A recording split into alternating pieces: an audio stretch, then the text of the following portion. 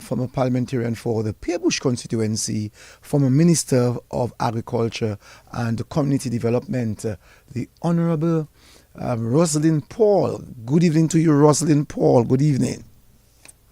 Good evening, Cecil, and the listening public, all Dominicans. A pleasant evening to you.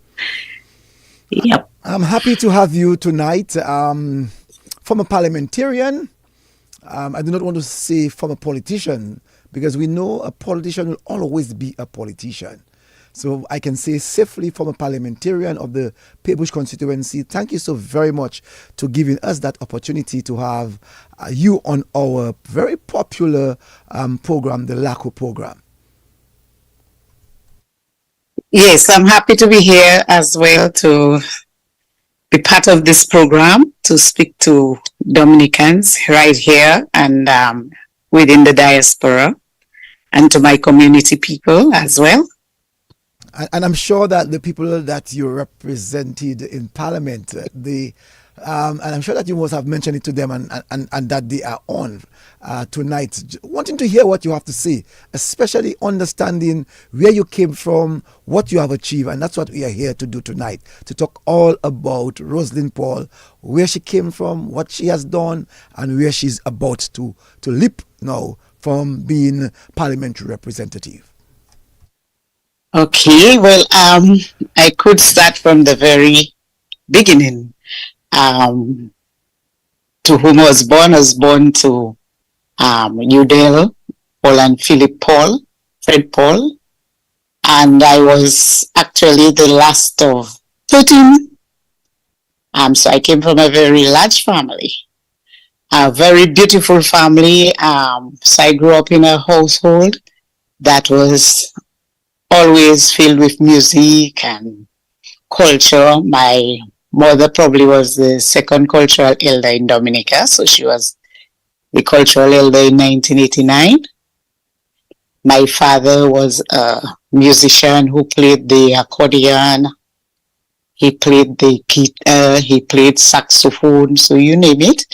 And so my siblings are also, and my nephews, so it's several generations of musicians that we have and have been involved, grew up in a family involved in the culture and the arts and music. I'm happy that we are able to start that way. You said that you have 13 other siblings or 12 other siblings? I have 12 other siblings. Okay. So it's the last of 13. The last of 13.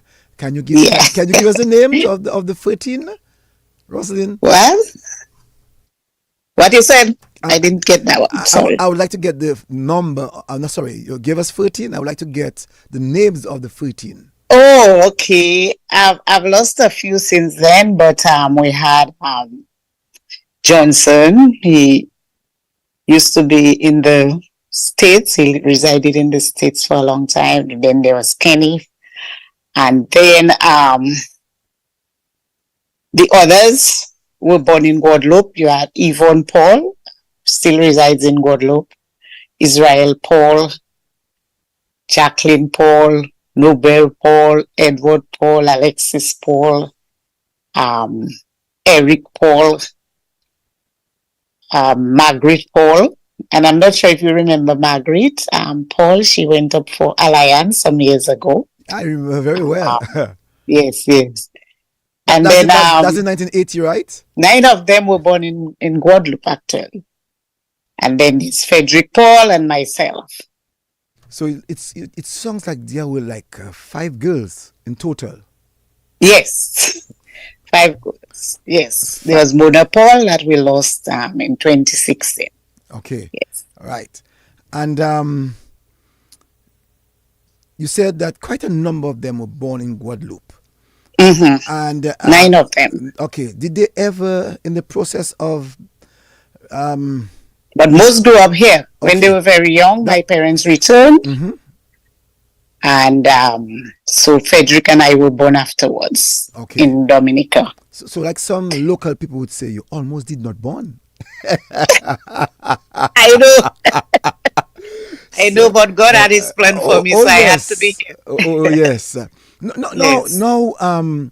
Roslyn, born in Pebush, an energized community, a community that deals with a lot of culture.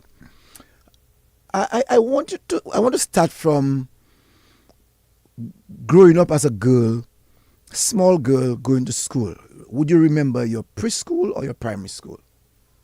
Okay, I remember primary school. I did not go to preschool at the time. I don't think Pebush had preschool yet, but I went to primary school.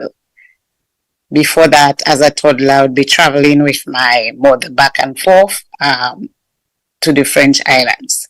But then when I started primary school. Then I remember very early though that a teacher, and I went to see her very recently.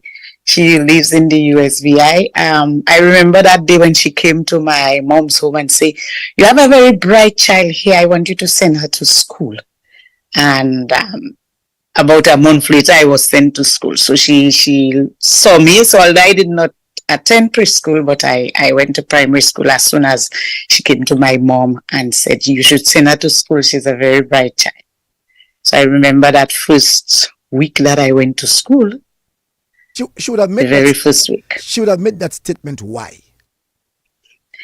I was always a jovial, open child, able to converse, not shy, able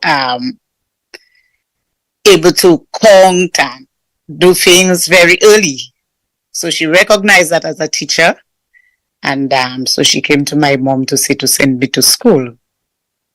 No, while at school, primary school, give us some of the fun memories that you'd have had at primary level. Okay, so it was fun memories. I was very competitive, and so I would always compete. There was one other girl.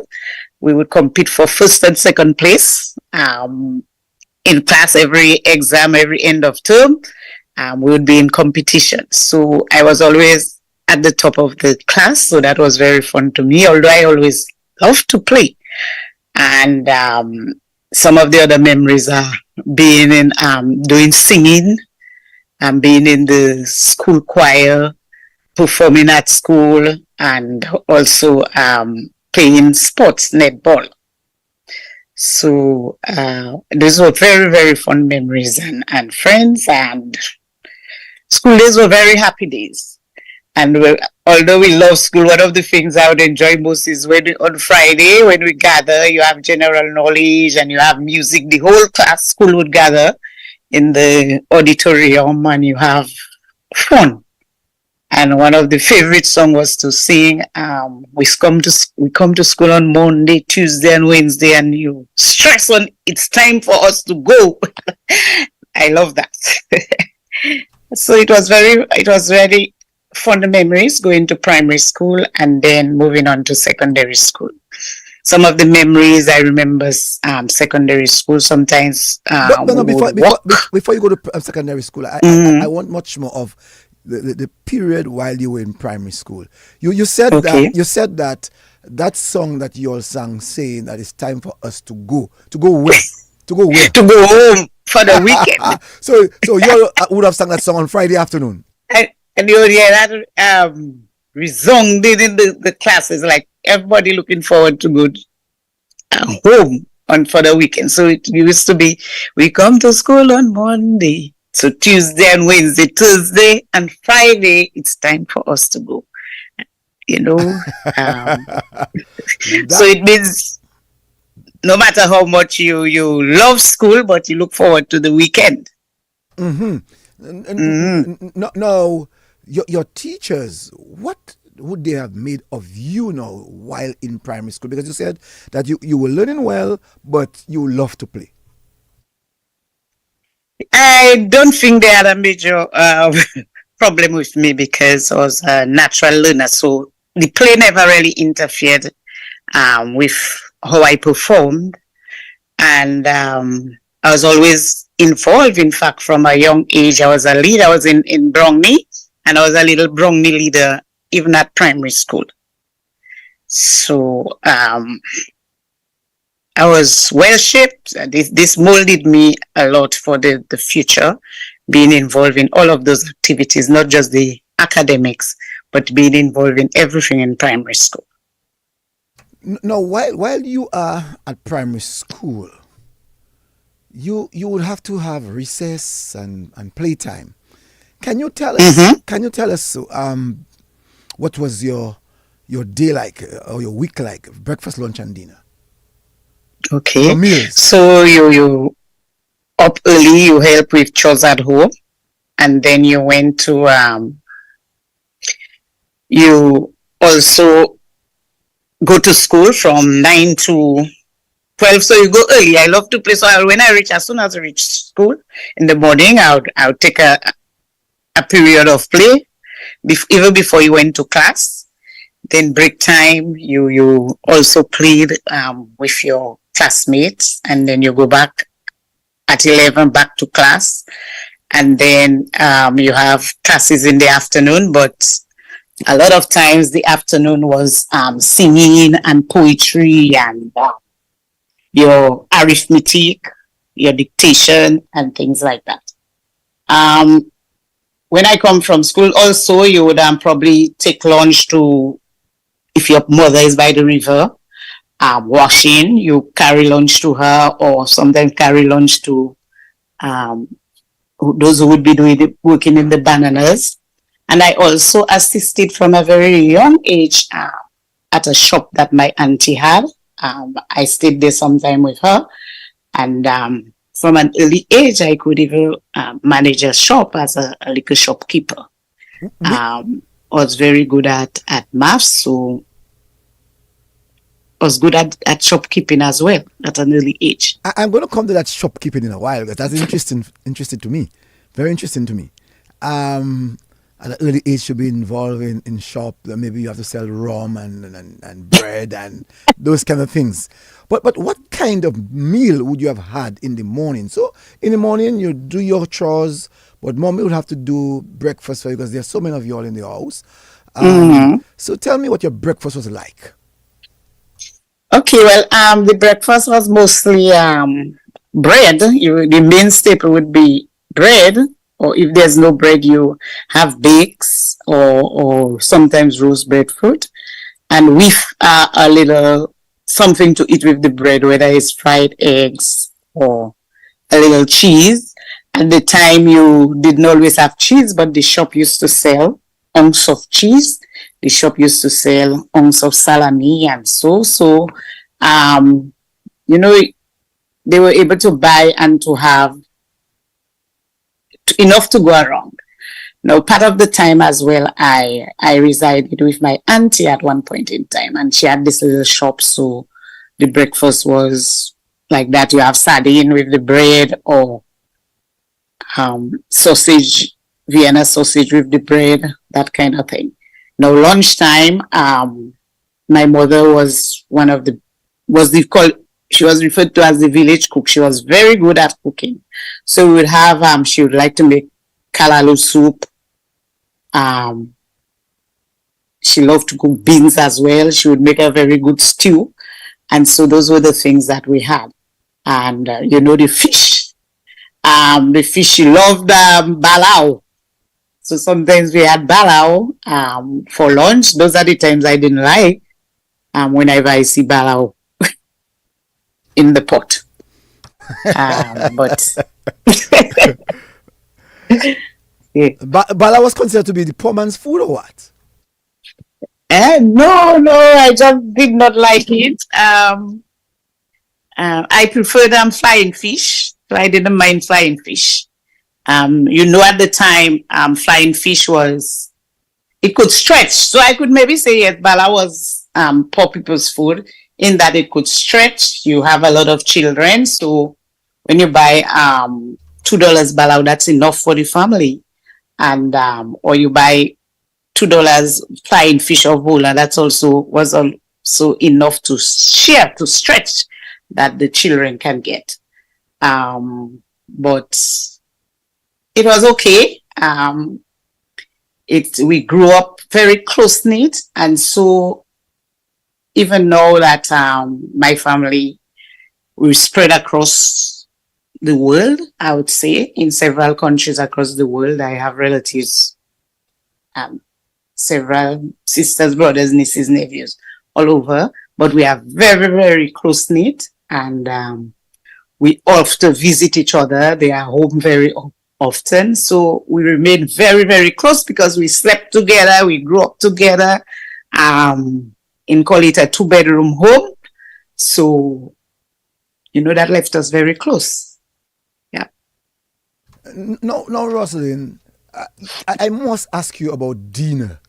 Because, dinner was a classical thing for many children. You'd hear people talk about pap, flour pap. Somebody talk about bakes. Somebody talk about like they love provision, so certain nights they would cook provision, but for the smaller ones, they would give you bread and probably bush tea or a little porridge, oats and things like that. But at those times, they cook provision for lunch and they cook provision at night, or they leave provision from the afternoon for nighttime. But after they would give you what would say bread and tea. Thing we didn't have much of pap though. So not much of flour pap. No. Okay. No, not much of flour pap. Would you have heard? My mother, having lived from youth in the French Islands, so her cooking, she brought a lot of it from the French Islands to Dominica.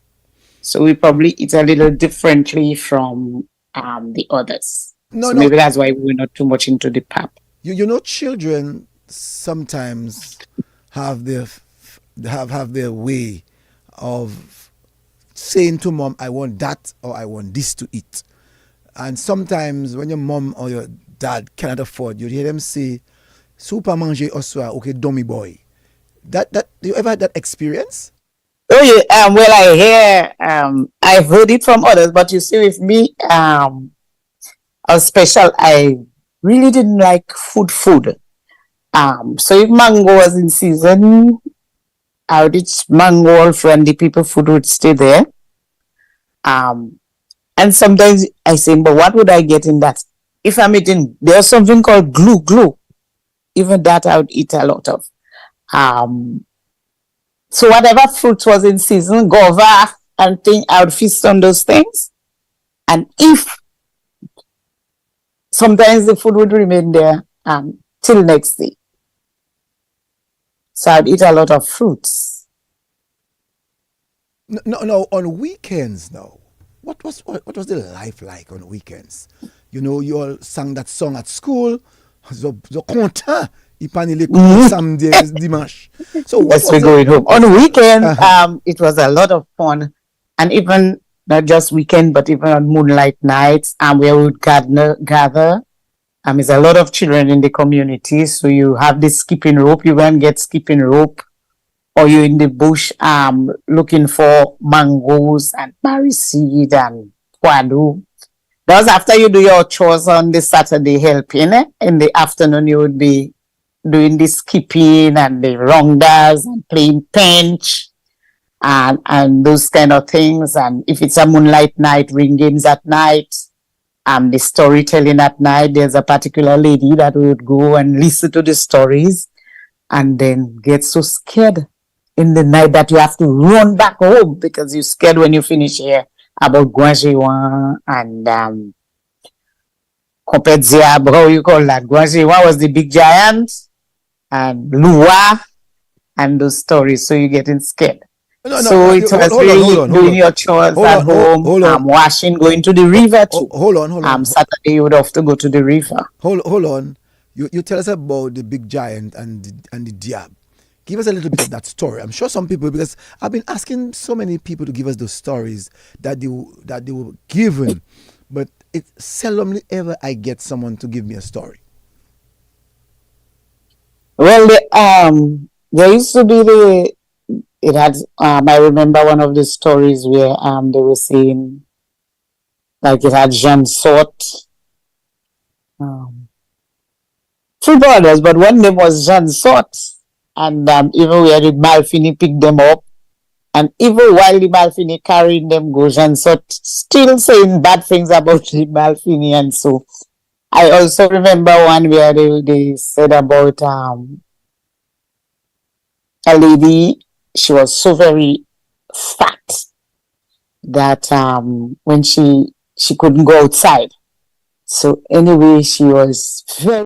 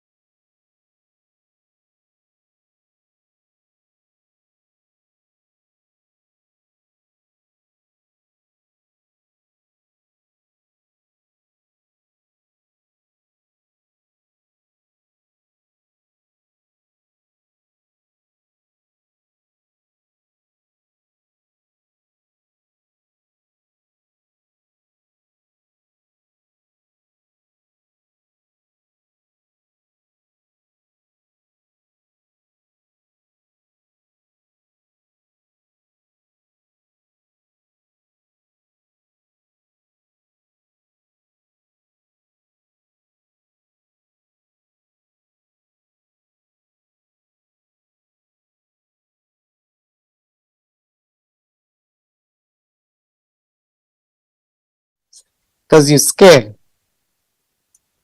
I can imagine Roslyn as a girl hearing your neighbor giving those kinds of stories. My God, you're looking to see if you get your big brother to go home with you.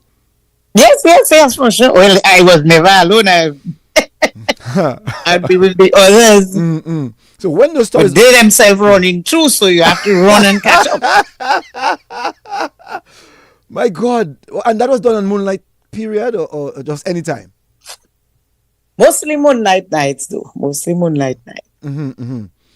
And then when those stories would have been given, when you reach home, what would you have done? You walk from the back to enter in your mother's door?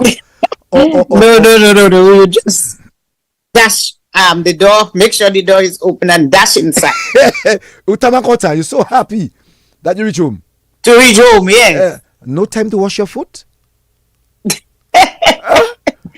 Because in those, yes, we wash that. You have to wash it. In those days, you have to. But you bathe before. We would bathe before we right. go.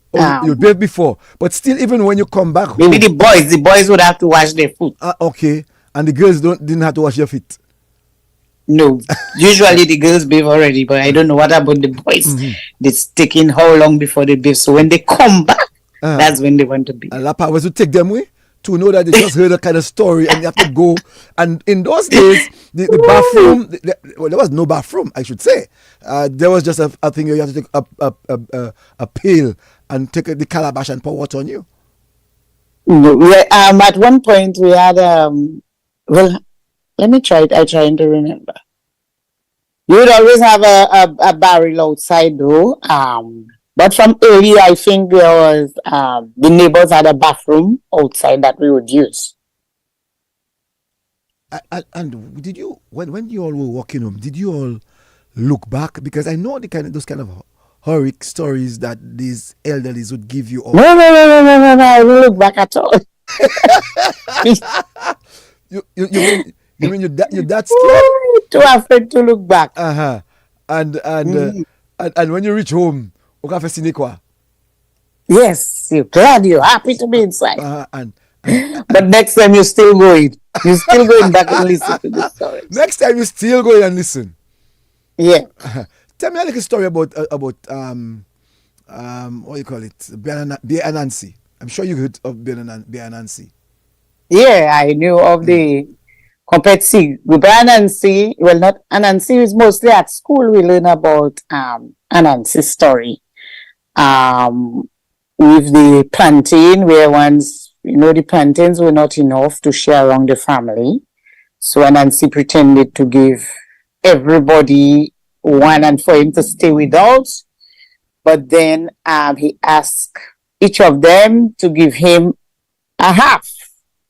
So in the end, Nancy ended up with more plantains than all the rest of the family. Those kind of stories, Nancy. Mhm. And so No, there's also Copetig or the rabbits. There was a series about Copetig too. So they would also tell you about Copetig and Copelapin as well in those stories. what But about? we should have probably documented those stories of long ago, to recall them. I want to agree with you. I mean, these were fun times. Fun memories, and I think we should have really documented those things. No, Mhm. growing up in the yard, tell me some of besides this storytelling. Did you all get to a particular yard for you all to have that kind of fun, or was there exchanges of yards? We in the middle of Pebush, there was always the large road, and then by the neighbors too, there was a large yard where we would go.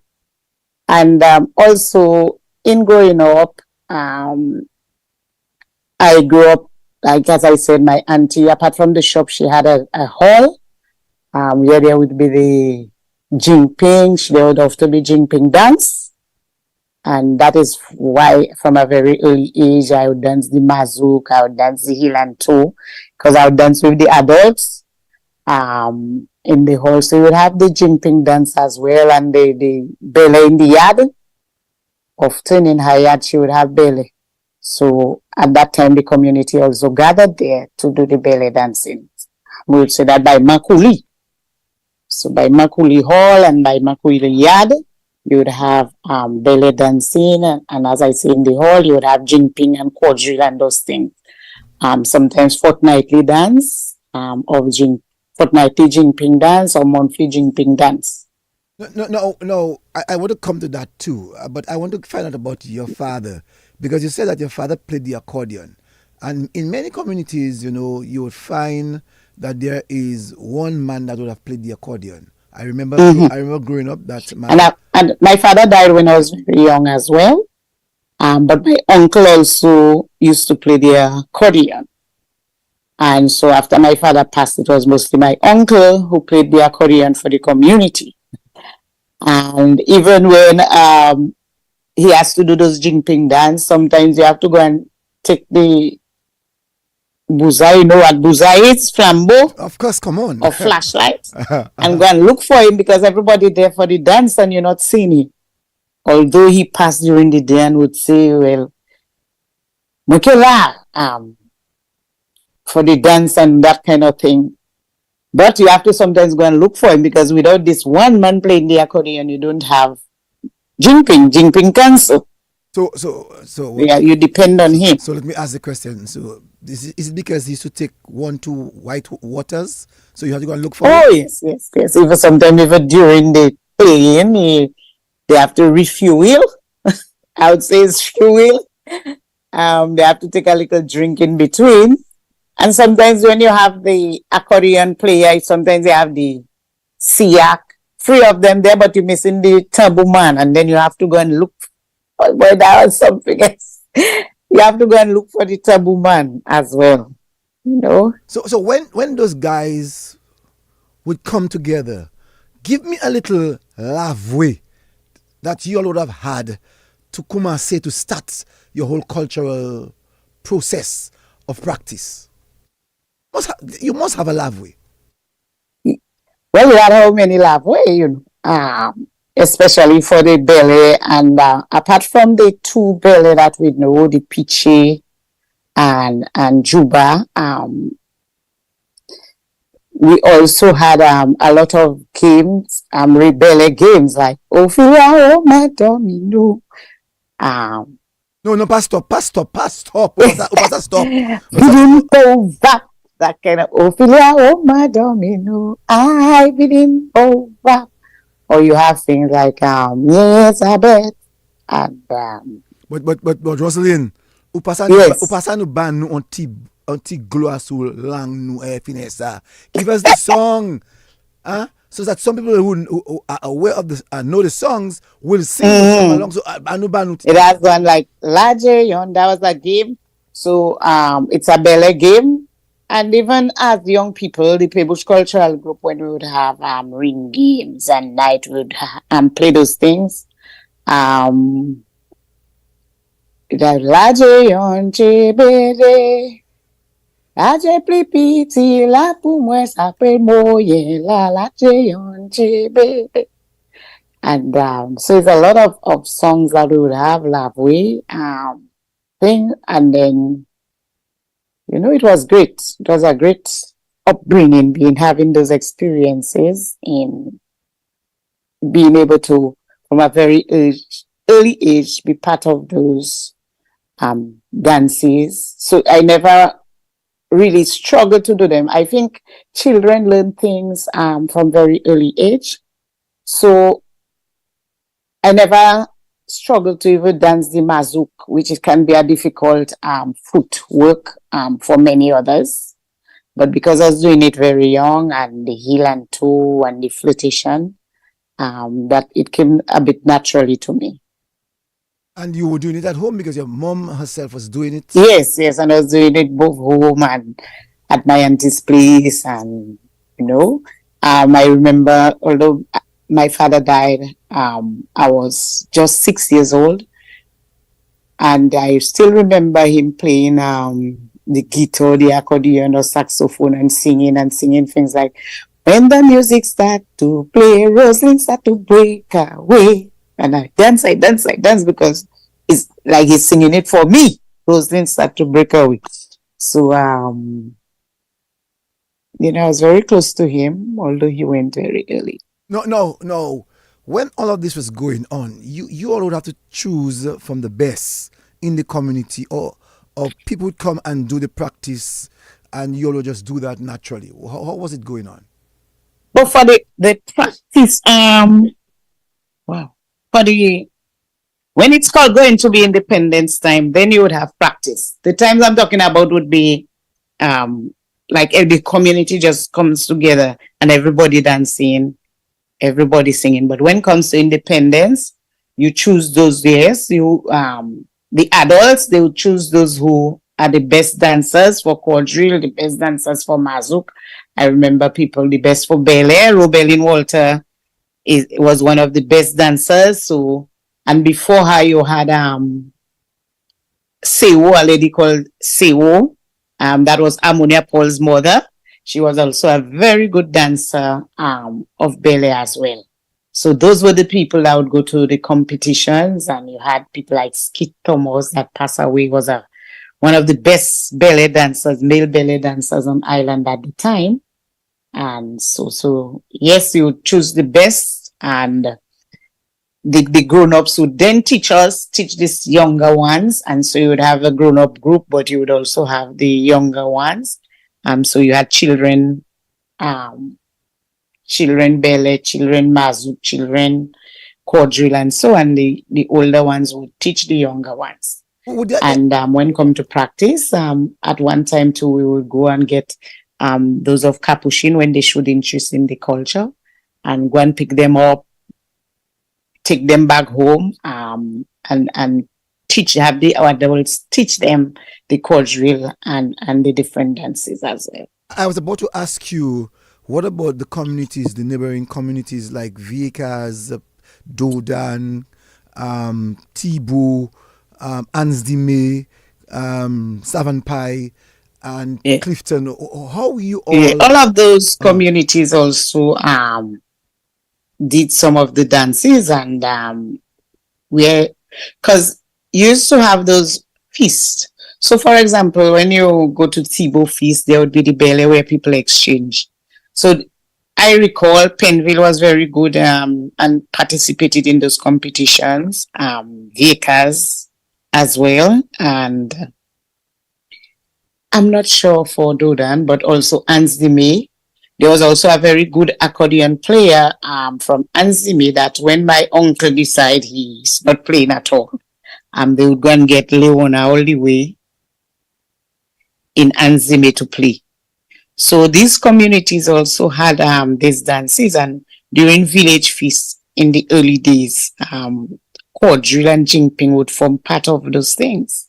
The village feasts and them, the St. Peter's and them, and the Isidore and them. And preparation for National Day. What was the preparation like? At that time, maybe in your growing up, Dominica was not independent yet, but we were preparing for National Day to come to Roseau to express. Yes, they would go to Roseau for the. I remember they would always be talking about that, how they perform, who made mistake, who didn't make mistake, and those kind of things when they come back, or who would take a little drink before they go and cause the group to lose, that kind. So they would prepare, but because it was part of the adults too, they would not have to practice so much. They knew the dances, so it was mostly doing their costuming, their clothes, preparing themselves to be uniformed, and going to do the dances. So they would do 1, 2 little practice in the same hall of my aunt, as I told you. That's where we would mostly practice. Afterwards, it was at Windy Spot. We'd do some practices. Which of the dances that you would have preferred to do? Which of the dances that you would have preferred to do? Heel and toe, ballet, mazouk, flirtation. Which of the dances that you all? Pebush always loved ballet, especially in Roselyn Walter's time, and also they were good at quadrille. But now the younger ones will prefer mazouk and flirtation. Sotis as well. The quadrille has sort of died down in Pebush. It is something that we probably need to relook at.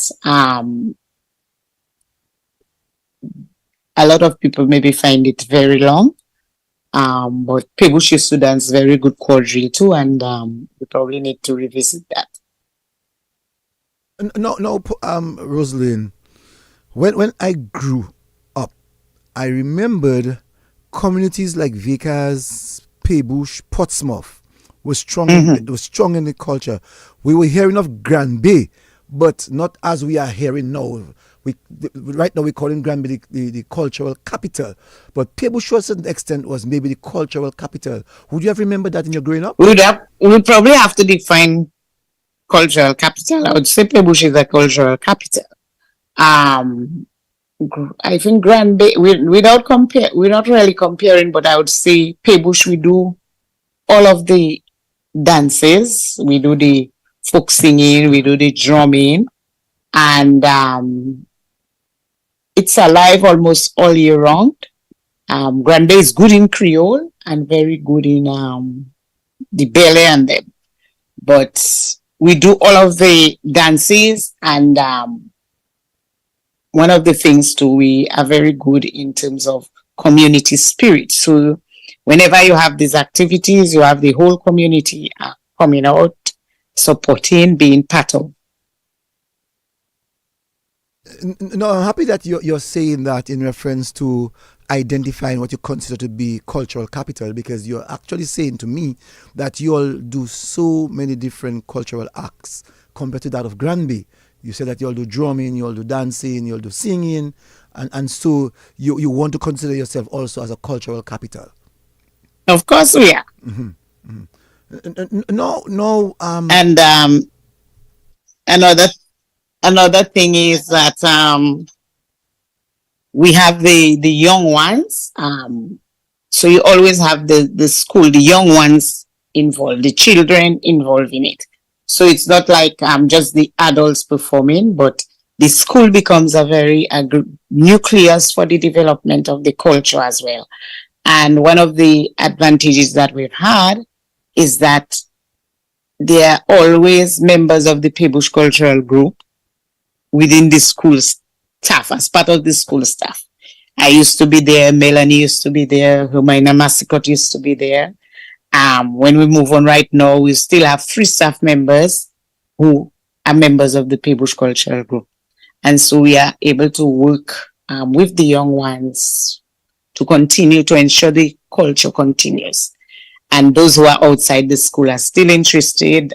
Those who are already at secondary school, they are still interested, and we continue to ensure that the culture stays alive. Now, all of this infusion of the culture, you found yourself in the middle of it while you were in the yard. Yes, even in the yard. It started in the yard. Mm-hmm. Mm-hmm. It started at home, and so it's really a passion.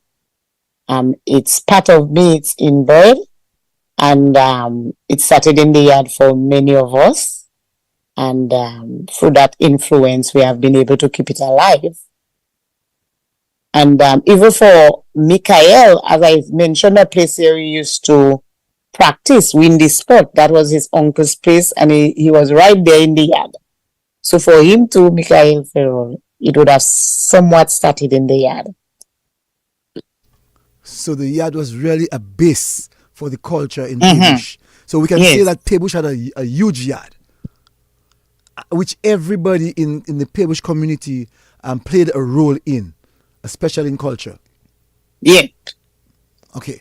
Yes, it was. And that's why it was natural, because you had the adults come in, the younger ones come in. I remember ballet in the yard by my auntie. Everybody was there. Everybody dancing, impromptu, and you just come and you dance, you do your thing, you do the ballet games. So it was really a wonderful yard experience. So outside of the culture, the arts, what else did you all do in the yard? I know that you all would have played ring games. Oh yes, Lawon, ring games, especially Moonlight Night. It would be in the road. There's a four road in the center of Pebush. Yes. There was a nice spot for the various ring games. And you would do all sort of ring game. Ring bell you, not ring bell you, that was late. Oh, Diana, like, oh, my child, for me, you lie. I will send you to school, you lie, you lie. Oh, the coolie man's house on fire. The coolie man's run away. All of those songs like that. And then also Hoops Away. Wow. You know about Hoops Away, right? Où fait Hoops Away? Ou pas regarder comme ça? You don't know about Hoops Away? Non, ou pas regarder comme qui fait Hoops Away. Yeah, people there like Hoops Away as well. But every person in our time who raised in the 70s would have had to do Hoops Away. Especially if you have a cellar. And I'm sure in the country where you live in Pebush, every house had a cellar. Most houses, of course, yes. On the wooden pillars. On the little wooden pillars. Right. So we have to have a cellar there to do that whoops away. You know, and when they catch you, what would happen to you? Behind the big step. So when they catch poor Roslin, what would have happened to her? Huh? They would hit you. Well, you go and you have to try to, when they catch you, if you don't go and touch the big stone yet, or the center where you're supposed to be, then you are the person who have to go and look for the others next time. And that was the problem. But you see, that had a trick in it, you know, Roslyn.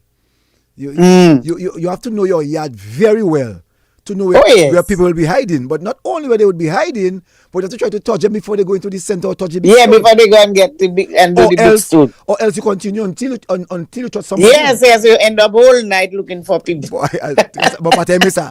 What I didn't like is you would go in someone's yard that you do not know of. And most times what would happen is the person who is from their yard, they want to do it first. I never understand why. Yeah. The person know their yard better than you, eh? Yes. So wherever you think that you want to hide, you know, they will catch you.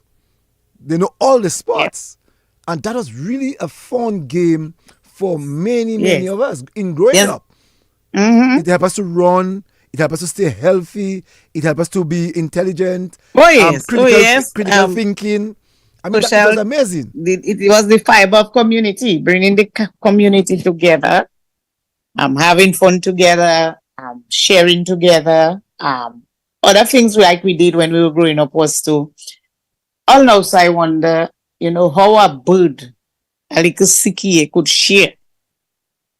And a sikie would share. You put a little salt in the belly of the bird or the go back, you roast, and it's sharing with your playmate. We would also go and catch fish, kakado, we call kakado, crayfish, and make mess. We call it mess, but it's cooked like a fig and like a dumpling with the kakado and them, and you share with your friends. Let me ask you, Roslyn. Let me ask you: was your pot made from the pot of your mom, or you'd go get the mellow cream tin? Yeah, the mellow cream tin. So it's the gold one, the mellow cream. Yes, the tin. Yeah. And then you will have your freestone or whatever you have, and in that you cook it, boiling the food. And your freestone. Sometimes if it's a big group, and sometimes we would use the mother pot, but other times if it's just you and your little ones, you have to do that in the mellow cream in the tin. But when you have your bigger brothers and sisters and thing, and everybody doing the pot, so it's a bigger pot, you'd use your parents' pot. So everybody would take something from mommy's home and bring into the pot and have a big mess, and have a big mess. And you said that one of your favorite would be kakado, the crayfish. Yes. The crayfish you can get very easy in the streams. Yeah. Who would catch them? Yourselves? We would go and catch them certain days. We out of school on holiday or on weekends. We go to a place where you call Laiveape or Bulichi. There's like a river, streams, and you catch fish. You catch kakado. You say catch fish. You know, there was a fish we called, I think they still call it that way, mile kaka. You remember that fish? Mile kaka? Oh, yes. Is millet? Millet. We call it millet. Well, millet, but we call it mile kaka. Anything you give it eating. Anything. Yeah. Once you send something in the water, you've seen all of them. All of them. And yet still we found ourselves fishing them with our bags, for our crocus bags. You did that, right? The what? You if the crocus bag, your mother's crocus bag, and we go and look for mili kaka. You did that, right? Oh, I didn't do that one. You didn't do that one. What about titiwi? No. What about titiwi? No, because we don't have sea. Well, titiwi get it by the river, eh? Yes, but it mostly the mouth of the or say that in the mouth. Yes. Mostly close to where the river joins sea. The sea going down to the sea. Well, Roslyn, you really had fun growing up. Oh boy. No, yes. For sure, it was great. I had fun. There was never a dull moment. Let's talk about church. Roslyn is a Bido Catholic. A Bido Catholic, choir leader in choir for how many years? Choir leader, and so yes, and still in the choir today. Tell us a little bit about your involvement in church as a girl growing up. Okay, well, I was you always had to go to church anyway. So every Sunday, my family always went to church. So religiously, you have to go to church on Sunday. I went to all my first communion classes, so I had my first communion, I confirmed and all of that. And always liked singing in church. So from very young, I joined the choir. And so it had been fun too. In church, one of the things I didn't like, sometimes you go to church, especially if you went to church at night, for some of those times, and you have the long prayer, you want to sleep at that time, you want to sleep. So those are the times I used to find churches forever. But yeah. So the priest was the one doing You want that. to sleep. The priest was the one doing that. You doze enough on you and I check in, but that prayer not gonna finish. No. Especially when the long, I used to find the rosary very long. And that's most times at 5:30 in the morning or at special mass. No. Most times we would have mass mostly on the Saturday for children and on the Sunday, and other times is when there's special occasion, like special mass in the evening, like Holy Thursday and them, Easter and them, leading up to different things, the vigils and so. We didn't really used to have mass during the weekdays, but mostly Saturday and Sunday. So Saturday would be like 7 o'clock for children. So on Saturday you go to mass. So Pebush always had a Catholic church, a building. I forget the year when it was built. No, before that they used to go to Viekas. But when I born, I met the Pebush Catholic Church. Cultural Group had done some research, so they had given it time. I think it was built in the 1950s or something like that, the first church. So which means that you would have raised up hearing the church bell. Yes. No, a lot of people are not aware of the different sound or songs of the church bell. At one time we didn't have church bell, and you know what was done? They had put they recorded the bell, so you'd hear it. So we did not have an actual bell. They recorded the sound of the bell, and you would hear it, they would play it. That was when we didn't have a bell. First time I'm hearing that. First time I'm hearing that. Yes, that was an innovation. Wow, that's great innovation, eh? Because yes. I know, for instance, when someone is getting married, the bell would ring a certain way. Mm-hmm. If there's a death, the bell would ring a certain way. When the priest is taking his communion or about to give his communion, another bell would be, and all of them had a different way. The bellman used to do it differently for each one of them. So I wanted to ask you if you would have an understanding as to why the various songs of the church bells. I think when the Eucharist is, I know when the Eucharist, during the Eucharist, there's a particular time when they ring the bell. I know there's for the beginning of church, announcement of dead people, but during the service, during the Eucharist, I know they ring the bell. So I'm not sure. I need to probably find out more about that. Yes. No. In growing up, before you came, you said that the church was in Vickers. I'm sure your parents would have given you, also your mom would have given you the experience that they would have had to maybe walk to get to Vickers. They had a lot of Pebush people. They went to Vickers Church.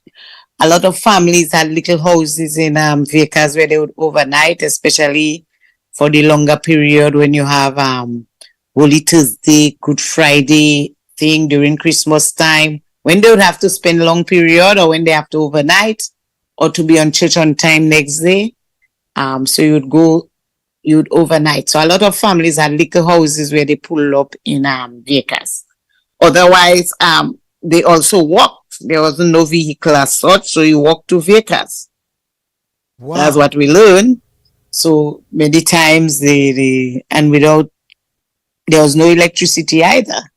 So you would have to have your bullseye, your flambeau, lighted for you to get to vehicles.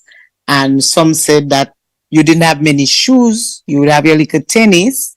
So sometimes you carry the tennis, you walk without shoe, but you have the shoe for when you're really reaching vehicles, when you go into church.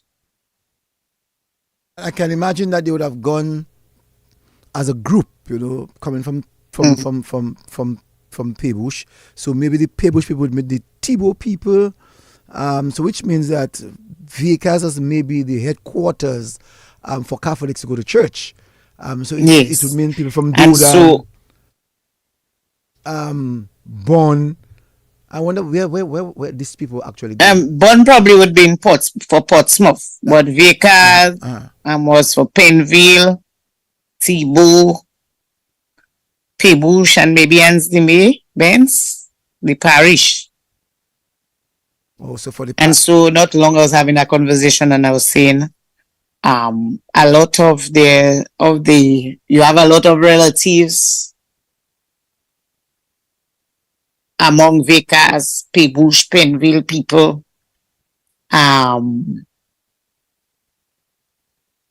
Like for example, a lot of Pebush people are related to Thibault people. A lot of Penville people too are related. So because that's where everybody would meet, intermingle. People were not going very far anyways. And also the estate life helped to shape that as well. Those who came to work on the estate and didn't go back, they stayed and get married.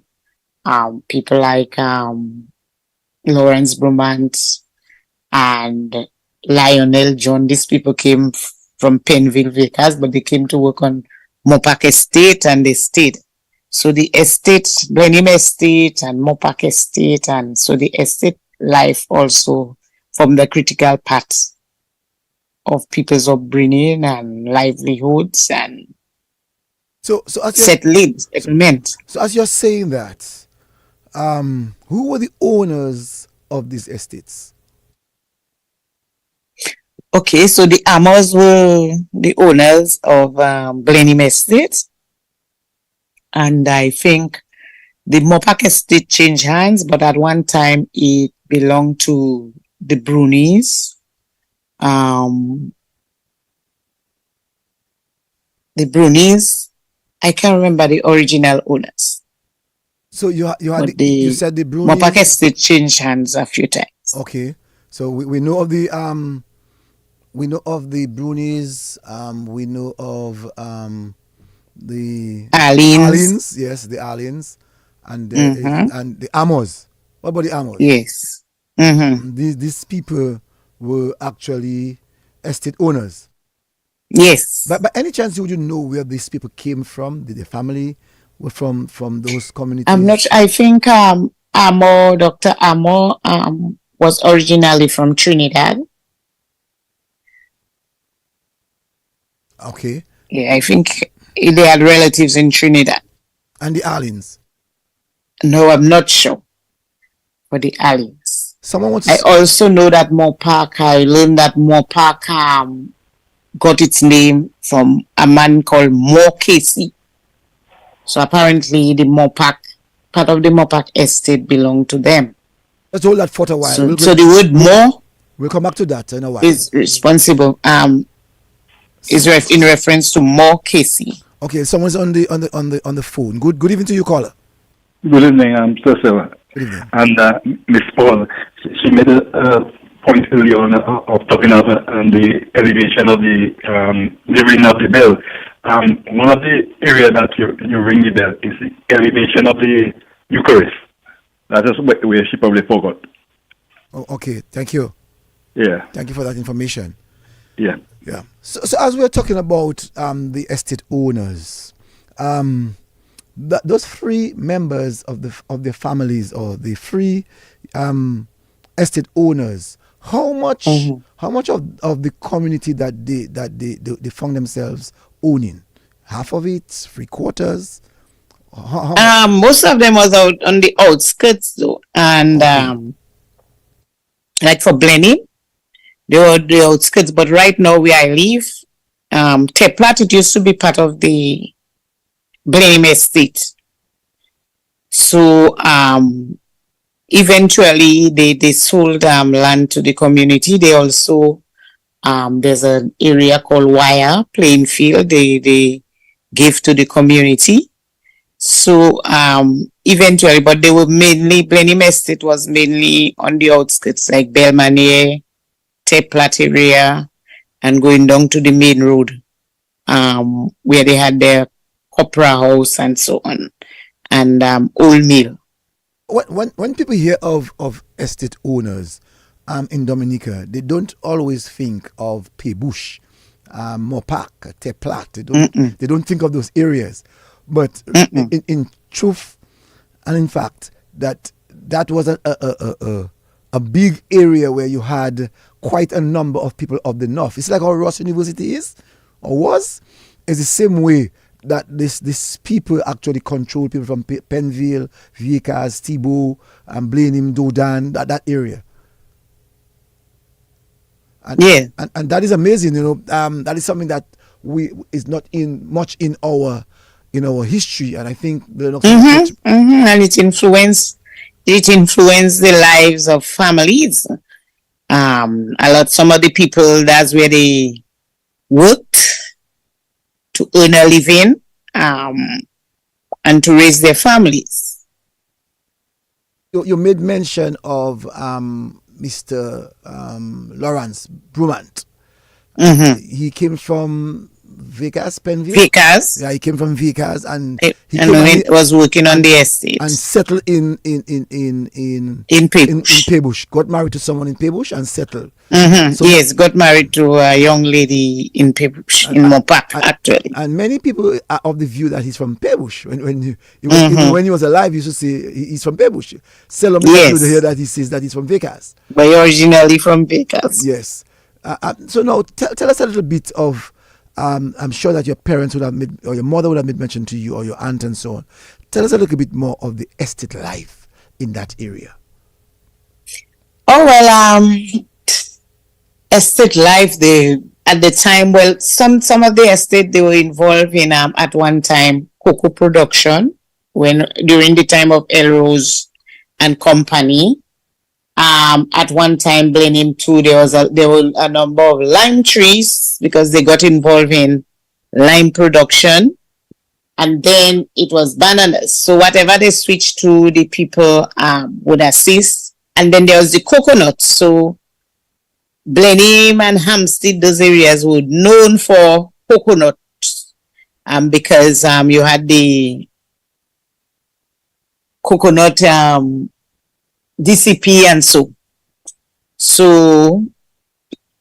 the people would gather coconut, they would peel, they would transport coconut, carry load, clear lands on those estates, plant and things like that.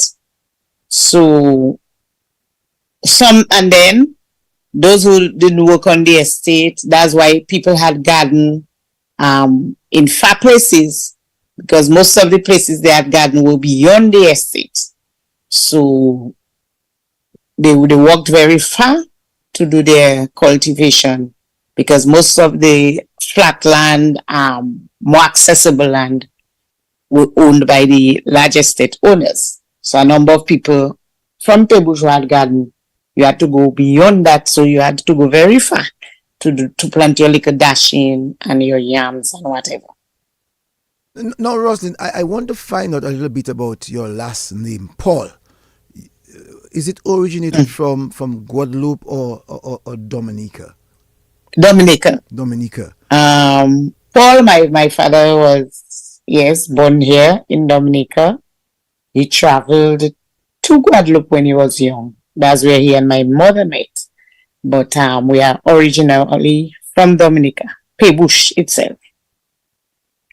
And then he was a Paul, but his mother was a Ferrol. So we related to the Ferrols. My grandmother was a Ferrol. So his father was a Paul, and his mother was a Ferrol. The Pauls and Ferrols in Pebush, yeah. No, in those There days, were two big families, so it's a lot of relatives there. no, in those days, I found out that quite a number of people from Pebush actually reside in Guadeloupe. How true is that? Yeah, that quite a number. As you know, at one time, a lot of them were going to work on the cane plantations in Guadeloupe.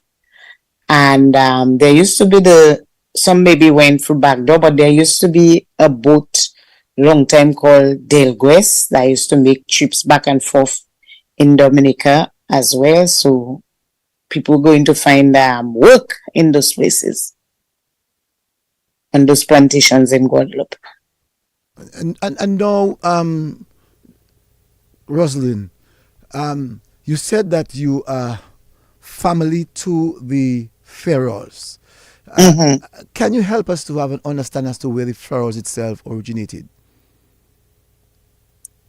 Where the Pharaoh origin? I'm not sure. I only knew them, but I think some came from Penville. I learned very recently that some came from Penville. But I only knew of them like in Pebush, but maybe since from my grand and great grandmother time, they came from Penville. No, Roslyn, let's go back now. I took you way forward and let's go back a bit. Let's go now to your primary school, getting ready for secondary school. What was it like for the preparation of doing your exam? And at the time we call it well, at the time, remember it was a common entrance exam, and few only those who pass, and with the limited amount of space at the secondary school would make it to the secondary school. So when you pass common entrance, you were feeling very good that you would have made it to the secondary school. And then you had the struggle. Our parents had to pay vehicles to take us to school. Sometimes and there were not so many vehicles anyway. So sometimes there are times we would walk from Pebush to Portsmouth to reach secondary school. So at that time you wake up very early in the morning to walk with your other school, the others going to school, either your bigger sister and friends and so on. You walk to school. It was very strenuous on many of the family members, on many of your parents, because they had to pay for everything. Sometimes they do not even have the money to pay the truck driver on a month end, but they were forcing it. And then you get to secondary school, but you meet new friends as well, those you didn't know before, and you try to fit in. And it continued to be fun, but you had more work. You had to be more serious about your work. So it's less time to play. You have a lot of homework to do. So when you come from school, if you walk from Portsmouth to come back home, by that time it's already after 3 minutes to 4. So you have your lunch, you take a rest, and it's maybe just time to do your homework again to prepare for next day. So you would play a little less then and put more effort in the work. So by that time, did you visit Roseau? By that time? No, by that time was PS. No. Did you go to Roseau by that time before passing your common entrance? Did you visit Roseau at any given time?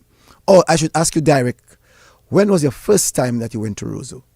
Oh, well, I went to Roseau early, even before I went to PSS. Not often, but I went a couple times with my aunt who had shop and things. So a couple times she bring me tongue.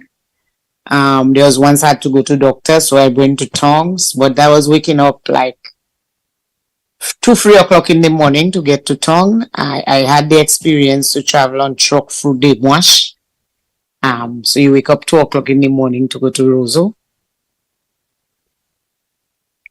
Okay, so we'll come. So I had been to Roseau a couple of times. We'll come to that. No, you pass your common entrance. You're excited, and your parents had to choose your school for you, or you chose your school? No, well, we knew already it's PSS. Right. PSS, Portsmouth Secondary, was already built by the time I passed common entrance. I think it was in existence for 3-4 years, although it wasn't complete. And by the time I went, there was even enough space at Grange. So my first classroom was really located close to the market. It was the house of Rosie Douglas, the Douglases by the market. So that was where I went to first form. Wow. First time hearing that house of Rosie Douglas was actually PSS. Yes. It was for a couple of years, I think for 2 or 3 years, it served as a classroom. So before you get into the big building, you had to go there. I said before you get into the big building that you had to go there. How was it like? Yes, I went there for my first form, first year, and then afterwards I went to the main school. So how was it like going to school in that house? Well, I enjoyed it in that you could step out at break time and go to the market, and especially on a Tuesday, and go and get a fruit, go and buy something at the market for you to eat, or go and buy confectionaries close by, or snack close by. So in that regard, I enjoyed it, and although it was located there, there was not so much distraction anyway. Once you were focused in class, and so. And there was not as much traffic as now. So, no, at that time, Roslyn, lights, electricity. Did you all have electricity at that time? I remember the first time I went to pay the light connection for my auntie. I think that was around 1972 when we got lights. So that was 1 year. Yeah. When we got lights. So we already had electricity during the time I was going to school. Yeah, so you just had to, you would often hear, well, put off the light, put off the switch, and so on. Once you finish, put off the light, put off the switch. But at least we had the electricity to do our studies. At what time would mommy say to you that you have to go to bed? What? At what time would mommy say you have to go to bed? Lights off, bedtime. Oh, well, I would go to bed about 9. Sometimes when would be at the time I was by my aunt, I would go to bed sometimes even a little later, stay around when they play in domino in the shop and so on. But I would go to bed generally about 9. At that time, Roselyn, you're now in high school, but also too in primary school. I suspect that you sold your white rum to the men who came. I don't think I should be saying it. No. That's it prepared you for life, you know. It prepared you for life. Yes. Right. So but I was young. Give us the experience. At that time, I'm not sure if they were so aware that I should not be selling the rum, but I was selling it. I don't think the parents and them were really aware that at that age, I should not have been selling it. So you're in the shop and you're running the bar and the shop. You're selling the rum. On days when they would have, you would have matches, like friendly domino matches. Yeah, different communities would come and play, like an exchange, and you go and play with them, and they come and play with you, have a match with you. So at those times, I would probably spend after church the entire rest of the Sunday selling at the shop. So it wasn't really groceries on those days, eh? I can understand what it was like, you know. I say I can understand what it was like. In the shop at that time, guys are playing dominoes, guys drinking the alcohol, making a set of noise, using some swear words. What was going through your mind at that time as a girl? I would, at those time, if it becomes too much, I leave the shop and I go.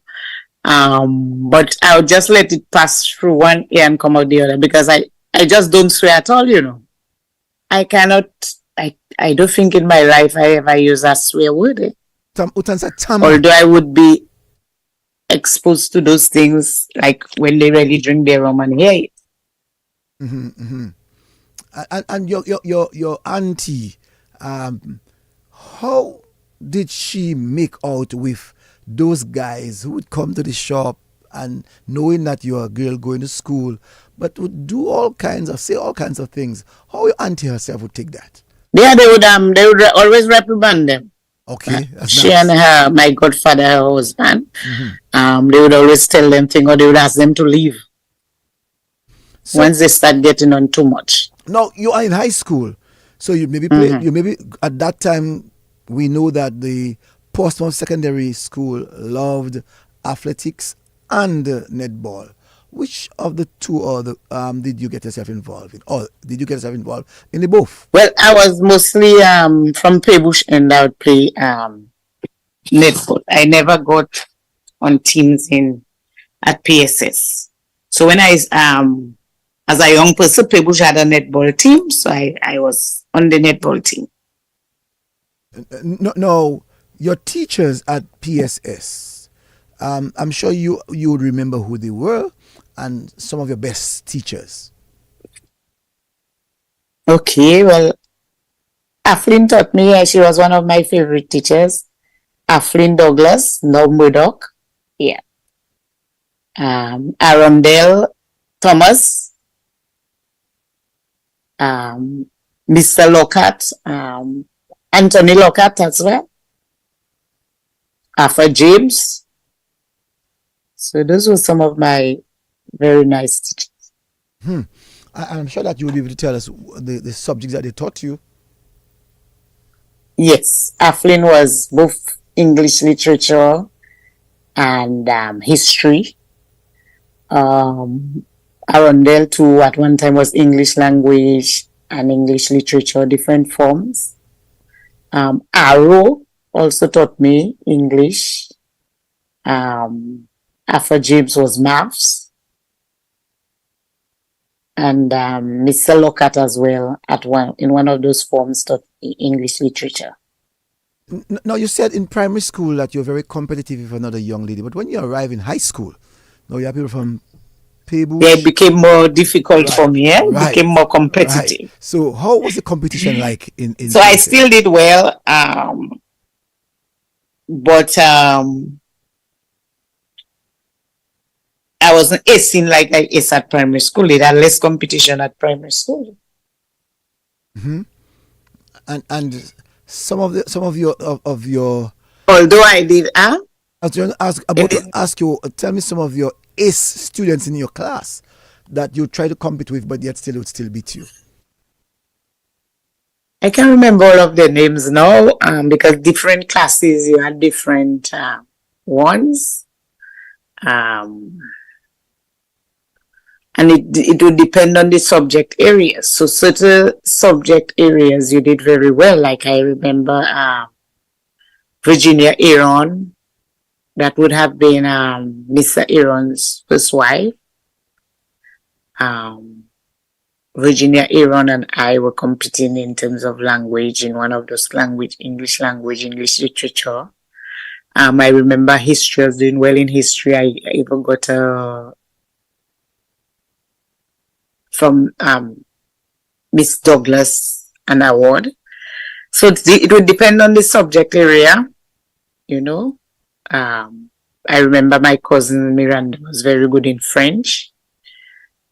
So but I was good more in history and English language, English literature, those subjects. The English and the arts.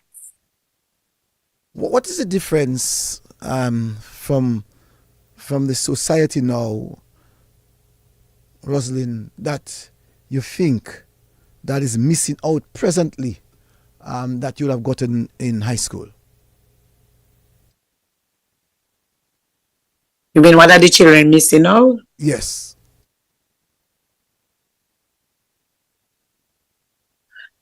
That they would have no. Well, I think it has its pros and cons now. Right now, the children are privileged in that they, in terms of their amenities, their transportation, their facilities, access to internet and so. So they have more access to information and being able to be independent in getting those things. But in what would be probably missing out now would be the social aspect, the interaction, maybe the discipline, the civics. We're not seeing your face. We're not seeing your face. Okay, the discipline, the civics, those kind of things. Because sometimes, yes, they go to school. You may have 10 subjects, 9 subjects, but it's important you know how to interact with people, the interpersonal skills, the social skills, they are important. And even in our school time, a lot of the social skills, some of them we learned at school, but I always say the world is a school. So outside of the classroom setting, being involved in youth group, being involved in voluntary groups, being involved in the community, that is even where you develop some of the social skills. So the children may not be, it may not just be within the school as an institution, but in the community as an institution. So if they do not open out themselves outside this classroom to be in voluntary groups, social groups,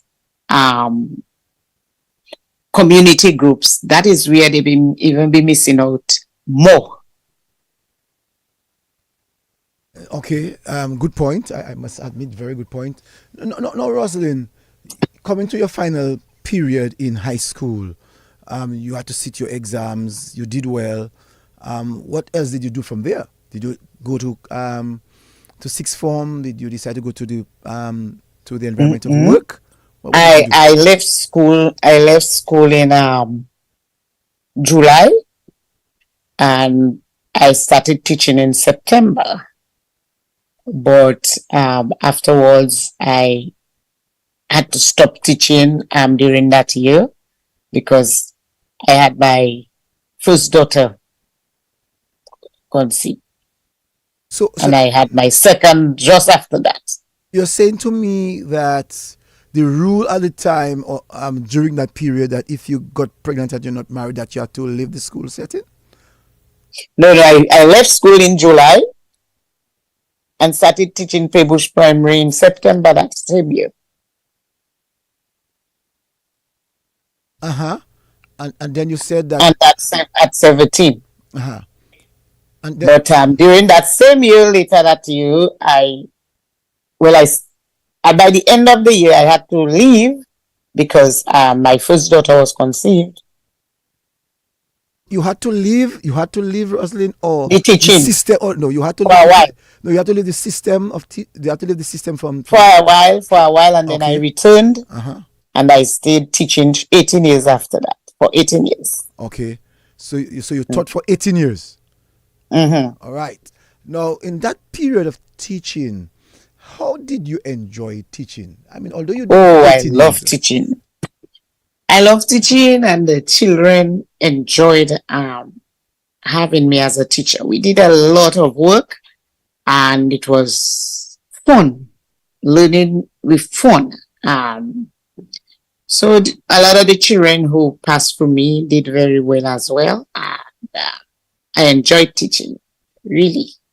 And my concern as a teacher always used to be, if the child who you consider to be the average or below the average child does not get the concept, then I would go home, and ponder how can I, because the bright ones will always catch it. So it gave me a great level of satisfaction to know that I was able to ensure that those who are average and below average get the concepts that I was teaching. I really enjoyed teaching the primary schools. The primary school that I taught. Okay, and then from doing, I should ask you first, how much did the yard prepare you for teaching?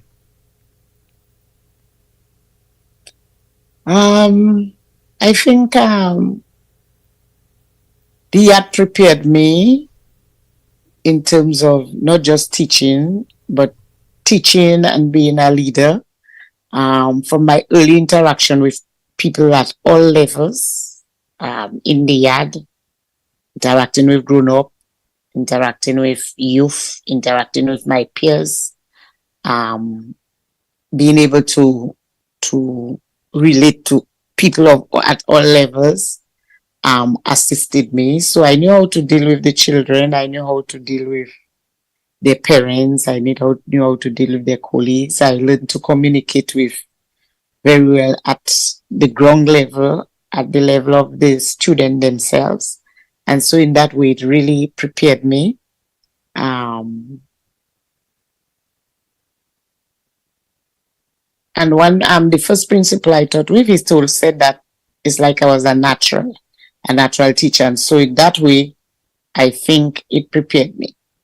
And by the age of 15, 16, I'd already done a youth leadership course and was doing tutoring for youth division as well. So all of those things, they contributed to me being a good teacher and leader. What did teaching know? What did you get out of teaching to bring to other parts of your development? And that is, we are now talking about you as a politician. How did your teaching help you to really mold yourself to become a politician? Okay, as I always think that when I became a parliamentary representative, when I entered politics, I think it was a natural progression from who I had been in the community and from my other professions. So it was very difficult, as I said, being able to interact with people at all levels, being able to listen, because as a teacher, you are a nurse, you are a mother, you are a sister, you are almost everything to the children under your care. Your language, your fluency, being able to communicate. So all of those things, and as I said, being not just a teacher, ordinary teacher, but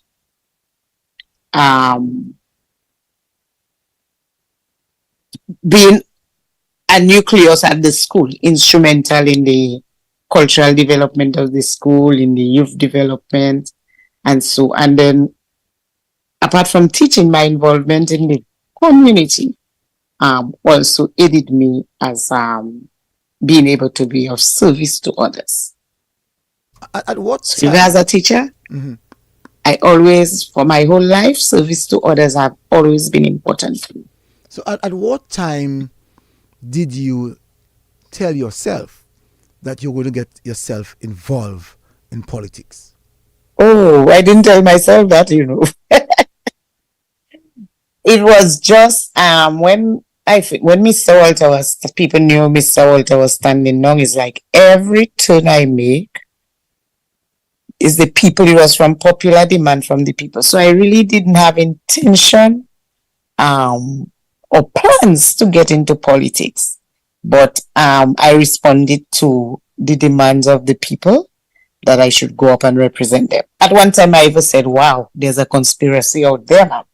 every turn I make, every move I make, people will come, people who are not involved in politics, community, people came to my home and say, Miss Paul, go up and represent us now.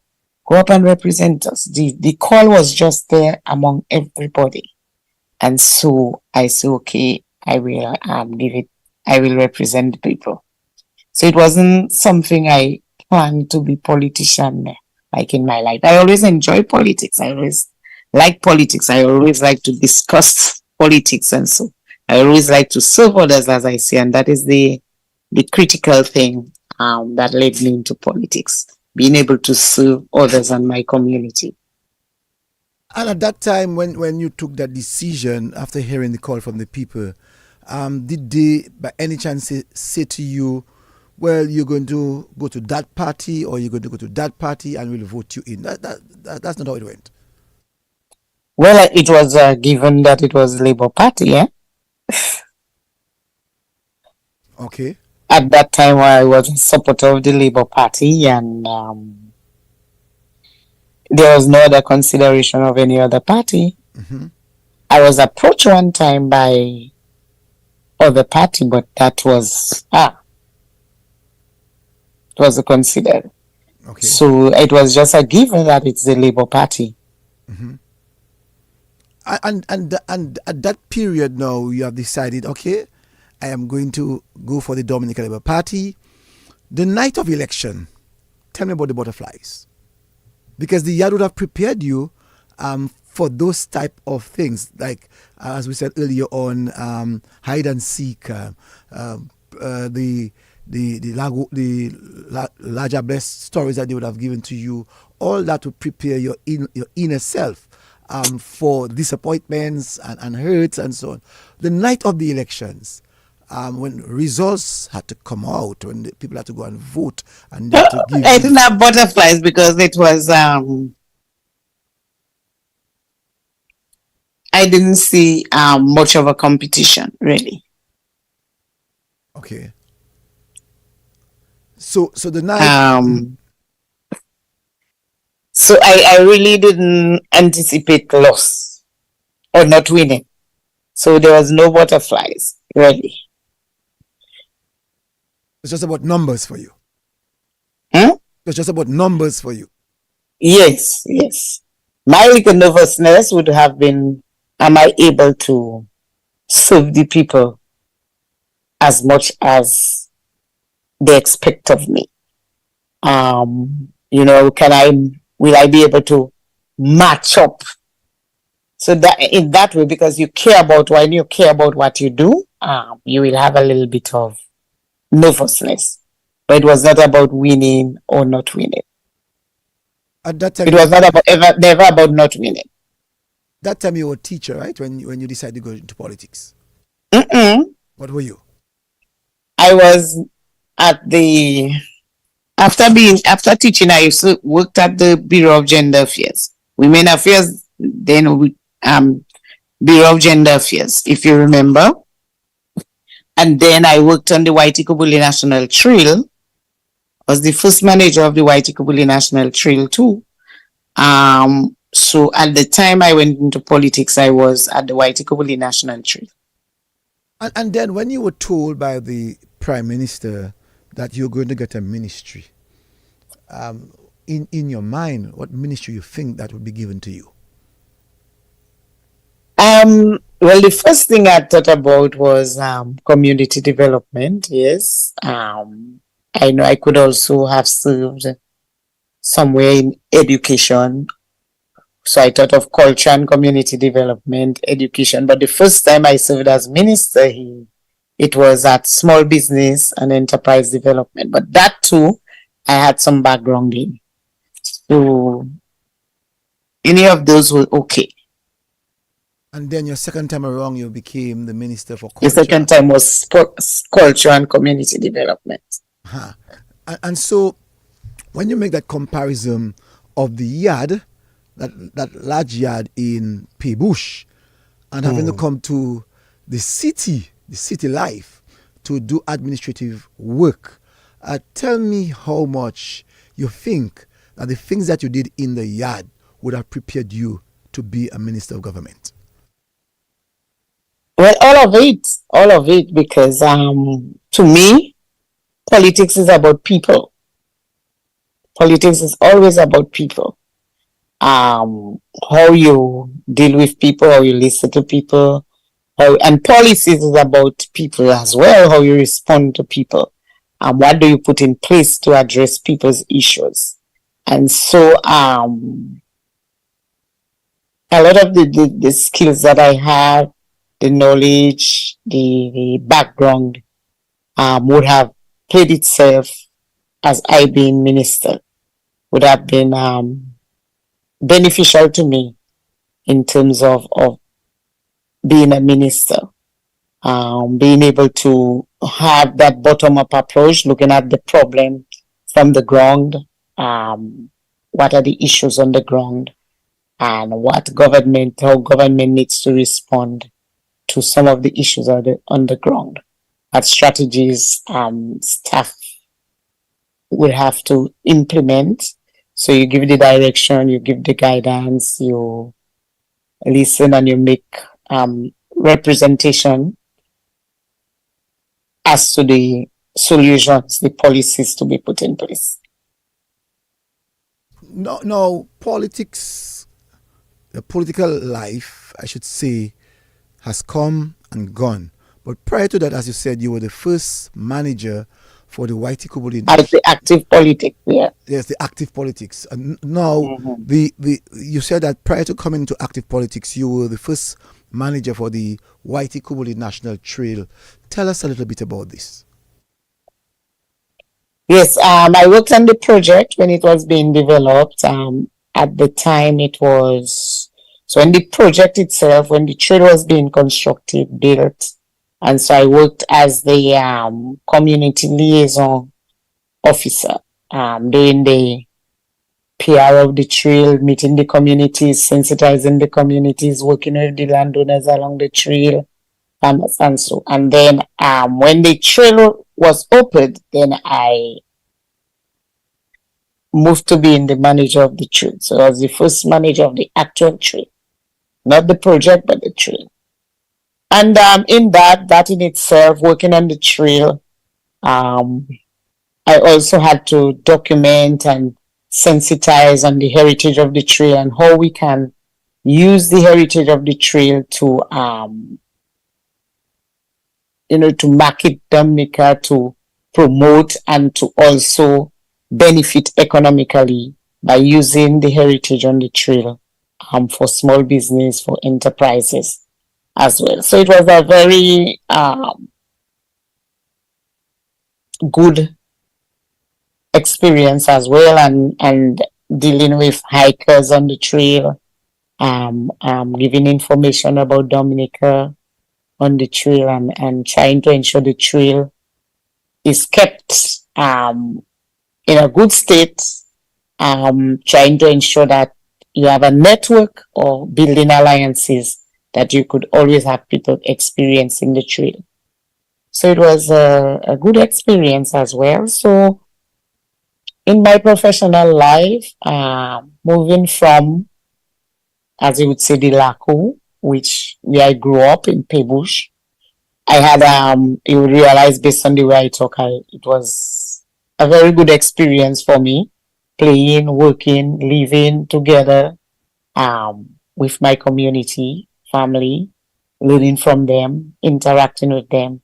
Then I was a teacher, I was a researcher, I was a gender advocate, bureau advocate, women's advocate. I worked on the trail. I was involved in cultural activities. I was involved with youth activities. So I was deeply entrenched in my community, in doing projects, writing projects to benefit my community. And so it gave me a wealth of experience that would cause me to function to a level of effectiveness in the latter stages of my life, such as being a minister and being a parliamentary representative. And so the wealth of experience really made me who I am. and what I can deliver or what I could do. And you never had any and Yeah? you never had any intention to leave Pebush. Even No, all of no. those accolades that you'd have gotten internationally, you still want to stay in your little No, community of people. as I told you, my family is scattered almost across the blue. In Paris, in the Virgin Islands, in the US, in several states, and I never had the inclination to leave abroad. I love to go overseas. I love to visit. I love to go and have time with my family. But home is home. I'm a home girl. And even when I worked as a minister, I would return to Pebush every day, back home every day. Feet on the ground. And so my community widened as a politician in terms of the constituency. So it was no longer just Pebush, but Pebush, Benz, and Zimia, Solda, Kalibishi became home to me as well. Mm-hmm.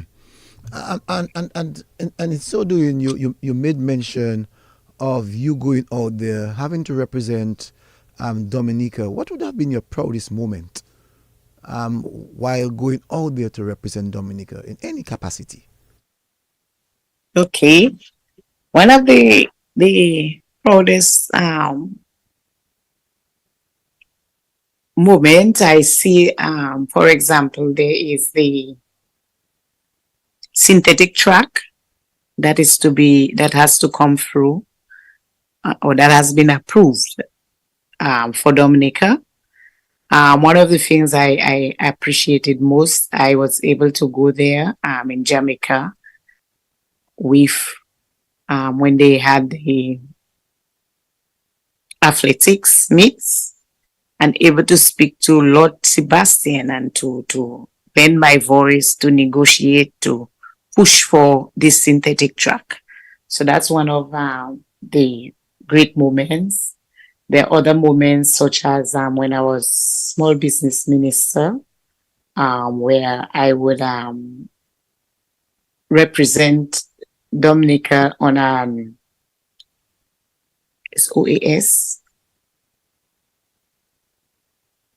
For 3 years, there was this program that I represented Dominica on in terms of pushing small enterprises and being able to see what's out there and come back and influence what happens here in terms of small business development. You said that you are an advocate, and one of them was gender. I said you yes, spoke about advocates, yeah.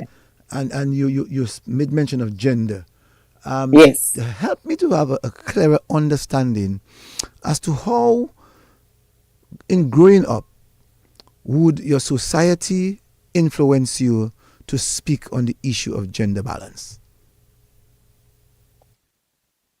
Okay.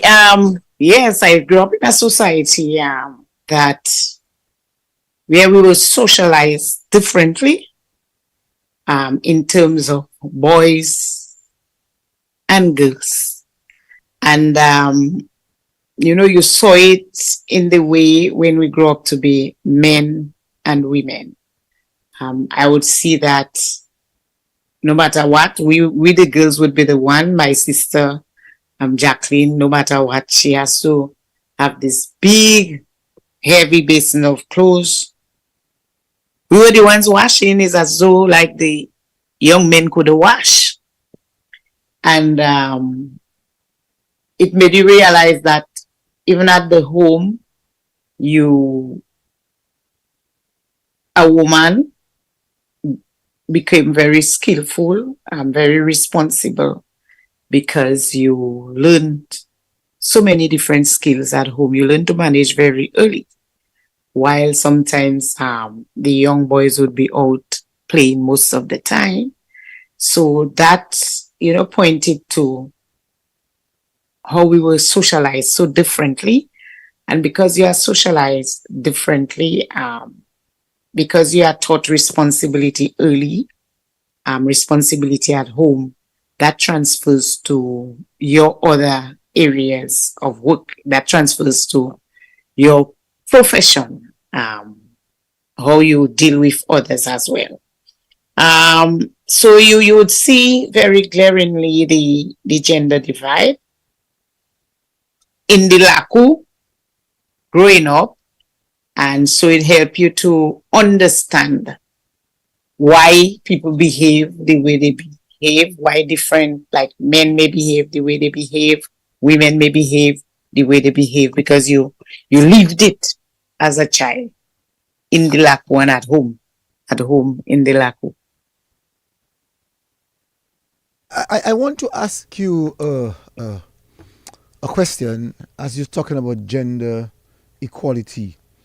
Most recently, we heard of a court's decision.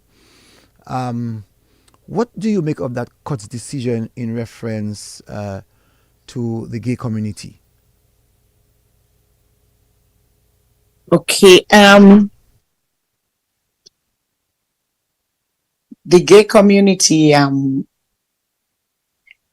what I would say is that people make their choice. People make choices, and you cannot infringe on the people's right to make choices. However, in doing those things, we have to be careful the messages that are sent as a Christian society. I have the people, if you are a couple or whoever, you are adults, you choose to do what you do, but we still have to be very careful. What is the message that we send to society in terms of our Christian principles? But barring that, you cannot infringe on people's rights to choose, just that they have to ensure that it is done in the privacy of their home. But personally, as a Christian, it is not something that I support. I am still of the view that it's man, woman to man. But that is my personal opinion. I like how you said this. You are saying that everyone has a choice, but from the Christian belief that you have, that God made Adam for Eve, and by virtue of that, we should try as a Christian society to ensure that this is maintained. And so, getting from you, you're saying personally that you are not in support even of the court's decision on that matter. To some extent, if it's speaking about the people's rights and you are probably violating the people's rights, they have a right to be protected in that regard. Because we can cross the line and because of that probably violate the people's rights because of that. So in that regard, I understand the reason for it. What I'm saying is that personally, it's not something that I uphold, but I understand the reason why people, no matter whether you're gay or not, needs to be protected. So in that regard, I understand the reason for the law. Okay, thank you. I think the operating word there is protected, and I appreciate that. No. I know that also to growing up in the Lakou, that you preserved your environment. You're very much involved in the White Ikubuli National Trail for a number of years. Now, where do you, as an individual now, would want to see our environment? Where do you want to see us lead to in reference to the upkeep of our environment? We have done well, I would think, as a country in maintaining the natural environment. But I think there are ways that we can even do better, and we can do much better, particularly in terms of how we value the natural environment and the little things that we can do or not do to ensure it's maintained. For instance, I do not think that somebody should have to say, do not just fling something out of a boss window, a tin, a bottle. At that point in time, I don't think somebody should be told that you are not supposed to. That should be inbred in us, that we keep our environment clean, that by now we know when we litter or dispose badly of our garbage, what it can do to our environment. So I think it's a value that has to be instilled in us, that when we do those things, we affect our own selves, because if we watch Maria, it did not come for one, it affected everybody. So everything we do affects all of us. And I think it has reached a stage where Dominicans just need to take responsibility for their environment. It's not for Tom, or it's not for just NDP to keep the community clean, but it's a responsibility for all of us. It's not somebody else's responsibility to ensure that we do not just cut down trees indiscriminately, that we do not pollute our rivers. Right now, each of us should take responsibility for an environment. And when I see sometimes after, just last week, my daughter and I were talking about it, NEP just clean, the place looks so clean. And the first thing, next morning when you pass, you see some people dump garbage, just come, carry it from their community and dump it where NEP has just cleaned. You know, this really should be avoided. Somebody should not have to say that you should not do that. So, Miss Paul, I really, really want to say such a big thank you for letting us or to enlighten us on your upgrowing and the period that you had as a girl growing up to this present time. Give us your last words. Or if you have anything else that you want to add, give us your last words.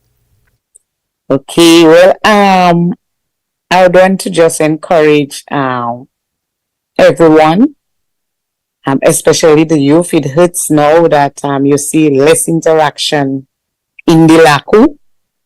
Rather than in the Lakou is internet, social media. Why it helps us, and they may be interacting on the social media, but it's not the same.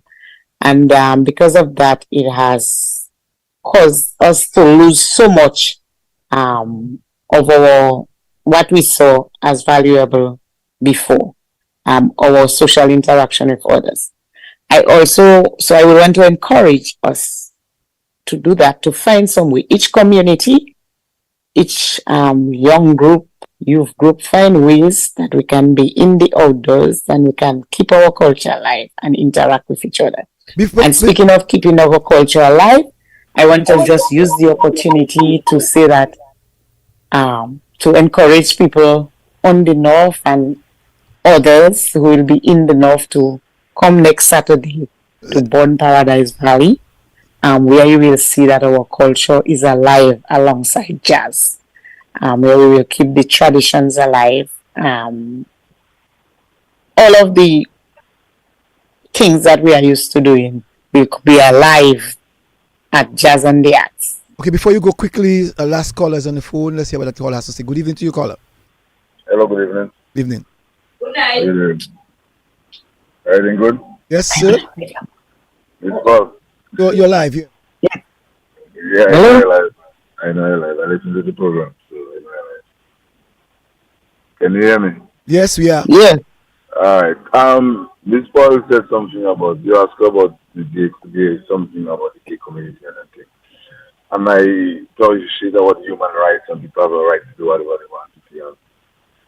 I disagree with that, because it seems like it's only when it comes to the gay community people have human rights. Alright? Because people, if it's human rights, people are right to do what they want to do. And like, so the things that you do, the police sometimes will harass you and do all kind of things and tell you not, you're not supposed to do this, you're not supposed to do that. but it's my human right. All right. So the only time I ever talk about human rights is when it come about that hating, and that just shouldn't be.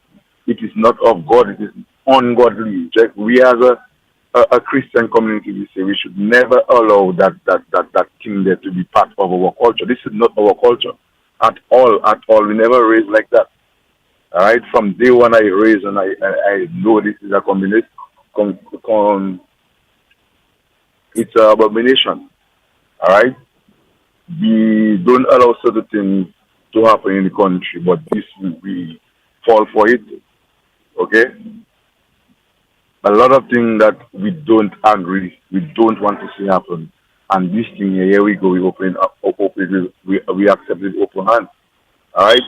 Even the songs and the guys singing the nasty business vibe, they predict the Catholic Church had how much to say about it. All right, and here we go. We're trying to adopt something that is not our culture, that is an American culture. All right, so I just hope that we do what is right and condemn that thing. This is not right. That to me, that is nothing about human rights. All right, that is just copycat, and that is a whole lot of nastiness. All right, so sorry my language, but I really condemn that. I don't think we should condemn them to you guys. All right, good night. That's just my Yes. Thank you very much. Thank you very much, caller. Thank you very much. Can the caller misunderstood? Let's give an example, because two people are gay. Sometimes I'm not seeing you, Mrs. Paul. I'm not seeing your face. The lights. yes. Yes. I say for example, if two people are gay and they are violated because they are gay, they can seek redress. So this is what we're talking about. We're not saying you should have heard me. I said, from my personal opinion, I agree with you that Christian, as a Christian principle, I do not uphold, I do not agree with man and man or woman and woman. I do not agree personally. But so we know that sometimes, if people are learned to be gay, think they can be violated in that regard. Because they are gay doesn't mean they cannot be protected.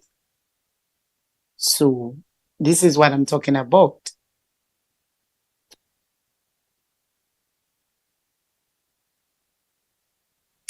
So thank you very much, madam.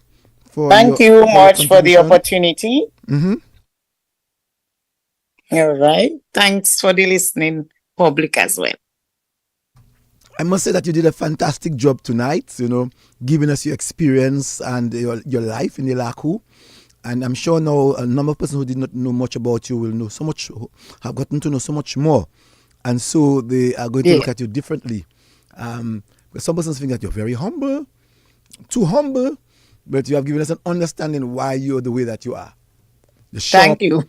The shop, your father and mother, cultural leaders in the community had to learn to do the belly, the sorties, the flirtation, the mazouk. You have to do all of these things make you really humble, So yes, tonight you have given us a clear indication as to why Roselyn Paul is who she is and should remain in her community of Pebush, even while so many of her siblings are out of Dominica. Certainly. Thank you. Thank you much, and blessed night. And blessed night to you too. All right, thank you.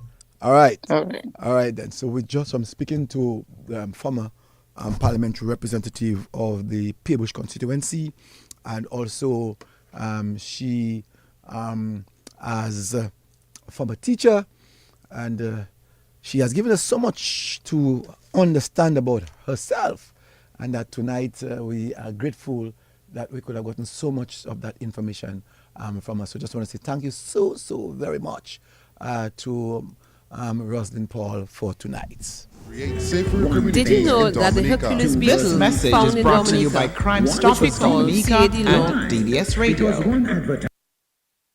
It's anonymous, it's free. Crime Stoppers Dominica, helping to create safer communities in Dominica. This message is brought to you by Crime Stoppers Dominica and DBS Radio. And CAD bois is one of the largest insects in the world. A public service message brought to you by TBS Radio and the Forestry, Wildlife and Parks Division.